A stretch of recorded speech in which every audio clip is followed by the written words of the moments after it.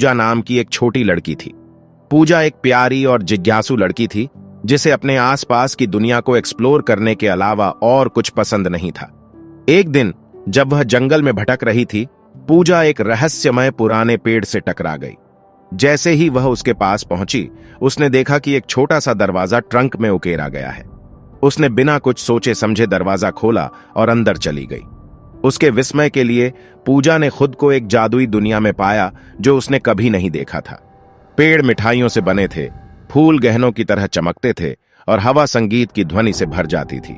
जैसे ही पूजा ने इस नई दुनिया की खोज की, उसकी मुलाकात पूर्णा नाम की एक मिलनसार परी से हुई जिसने उसे अपनी शरण में ले लिया। पूर्णा ने पूजा को दिखाया कि उसे अपने जादू का उपयोग कैसे करना है और जल्द ही पूजा अपने हाथ की एक लहर से फूलों को खिलने और पेड़ों को उगाने में सक्षम हो गई। साथ में उन्होंने जादुई दुनिया की खोज की, मैत्रीपूर्ण जानवरों और विलक्षण प्राणियों का सामना किया। उन्होंने एक बुद्धिमान बूढ़े अजगर के साथ चाय पार्टी भी की। हालांकि उनका आनंद अल्पकालिक था, क्योंकि उन्हें जल्द ही पता चला कि भूमि की दुष्ट चुड़ैल जादुई दुनिया को नष्ट करने की साजिश रच रही थी।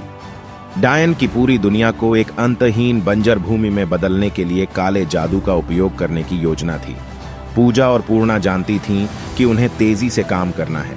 अपने सभी जादू का उपयोग करते हुए उन्होंने चुड़ैल और उसके गुर्गों से लड़ाई की, उसकी दुष्ट योजना को रोकने की कोशिश की।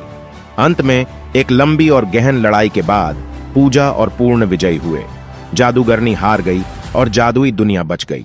उसकी बहादुरी के पुरस्कार के रूप में पूजा को जादुई दुनिया द्वारा एक विशेष उपहार दिया गया, एक जादुई छड़ी जो उसे किसी भी जादुई दुनिया में जाने की अनुमति देगी जो वह चाहती थी। अपनी नई छड़ी के साथ पूजा जानती थी कि वह हमेशा नए अजूबों का पता लगाने और खोजने में सक्षम होगी, और इसलिए खुशी और आश्चर्य से भरे दिल के साथ पूजा अपनी दुनिया में लौट आई। जादुई दुनिया और उससे आगे दोनों में अपने रोमांच को जारी रखने के लिए उत्सुक थी।